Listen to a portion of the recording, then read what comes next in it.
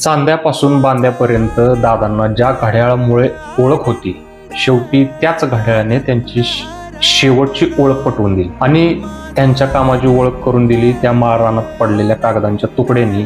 ते कागद देखील म्हणत असतील, दादा उठा, आपल्याला लोकांची राहिलेली कामं करायची आहेत. पण त्या कागदांना काय माहिती, ज्या घड्याळाने त्यांची ओळख पटवून दिली त्या घड्याळाने मात्र त्यांची वेळच काढून घेतली. वेळेवर प्रत्येक काम करणाऱ्या माणसाला वेळ वेळेच्या आधी घेऊन गेली.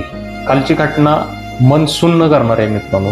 घटनेला एक दिवस पलटून गेला तरी मन मात्र ही गोष्ट मानायला तयार नाही की दादा आपल्यात नाही. दादांना तुम्ही प्रेम करू शकता, तुम्ही काही कारणास्तव त्यांचा तिरस्कार करू शकता, पण दादांना इग्नोर कधीच करू शकत नाही. कारण या माणसाशिवाय महाराष्ट्राच्या राजकारणाचं समीकरण बसणं खूप अवघड होतं. आपल्या दैनंदिन जीवनात राजकारणाचा उल्लेख झाला की अजितदादा हे नाव आपल्याला वेगळं घ्यायची गरज नाही. आता इथून पुढे असं होणार नाही. आज ते आपल्याला सोडून गेले, पण त्यांनी केलेल्या कामाच्या स्वरूपात ते सदैव आपल्या बरोबर असतील.